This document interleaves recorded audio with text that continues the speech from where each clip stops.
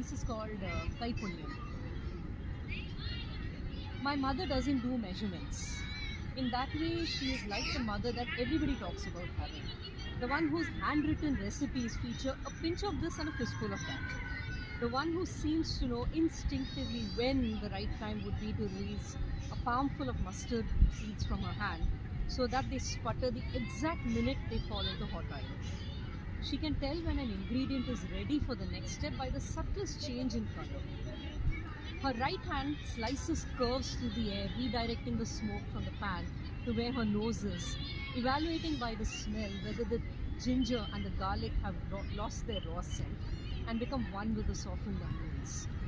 She is the alchemist who takes out onions before they fully brown, knowing that they will turn darker in their own heat. Unlike her daughter, she doesn't need spoons and measuring cups. She trusts her hands. My aunts used to call this Kai Punyam. My neighbors from North India still call it Hathon Ka Jadoo. To me, it sounds like something far beyond my reach, a mysterious gift carved into the palms of a select few. All I have is spoon punyam, the ability to balance ingredients into perfect proportions for meals. As a child, I was always considered an intruder in my mother's kitchen.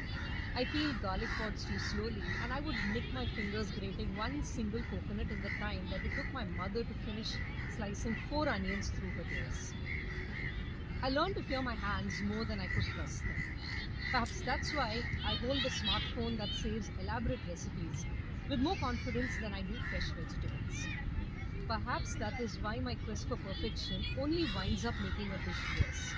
Perhaps that is why spoons and measuring cups take up so much space on my kitchen counter, sparing only a little room for my chopping board.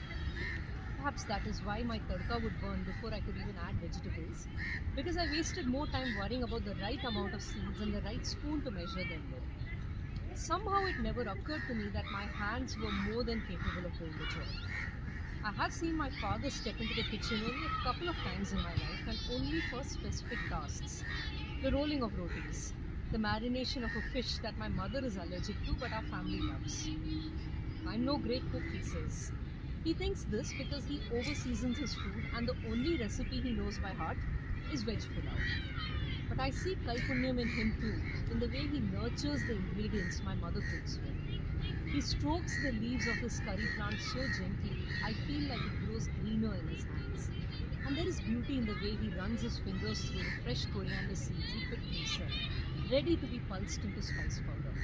There is pride in the way his arm muscles move as he slices through a ripe, saffron-tinged papaya with a scythe longer than the lower half of his arm, allowing the juices to run all the way to his elbow.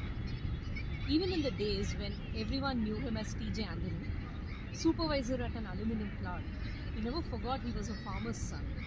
He never forgets that he grew up on a paddy field watching his father pick crops and his mother transform milk into curd. He bristles when he sees us eat our food with a spoon, insists my fingers are not as clumsy as I would like to believe they are. The first Onam we had together, he told me to eat each palmful of rice with a different side dish. That to scoop them all together into a unified mess would be to destroy the integrity of each ingredient that a farmer had cultivated with his own work-worn hands. The manure that nourishes his plants comes from the waste in their own home. No store-bought chemical is allowed to touch their roots. Perhaps that is why some things taste so much better at home, because my parents know where their ingredients come from, and every meal comes with the knowledge of how they grew, from seed to sprout to plant to leaves and fruit. My husband neither has a garden to call his home, nor decades of cooking knowledge to pass on to his children. What he does have is the confidence to make mistakes. He tells me he never feels comfortable following recipes. He cannot cook when he is fretting. He learns to make do with what his kitchen has, already has substitutes at the ready, doesn't mind if his dish is less than perfect. His hands are comfortable with rough estimates and not entirely accurate measurements, with too much of this and not nearly enough of that. With weeks and weeks of practice until one day we can get it just right. I asked him once if he ever had worries about serving a bad meal that day, and he always tells me that bad meals are important. Your hands learn from them. Next time they will not wait this long to add kadi patta. Next time they will go a little easier on the salt. next time they will not take a dish off the heat before it is truly ready. And perhaps that is what Kaikunnyam truly is. To trust your eyes to see and understand the moment ingredients mingle and become one. To trust your hands to learn what one day will come instinctively to them. Perhaps the magic is in knowing what your hands do not yet know and trusting them to learn. My daughter is 5 years old. Every day she comes to the kitchen, grabs the biggest ladle she can find, swirls it around the egg curry with caramelized onions that I just took off the stove. She does not care for anything except the pretense that she is making magic with ingredients she can barely know. In the evening, she will wrestle with chapati dough. The next morning, she will leave grapes inside my cup of tea. She will tell me that she is cooking something special.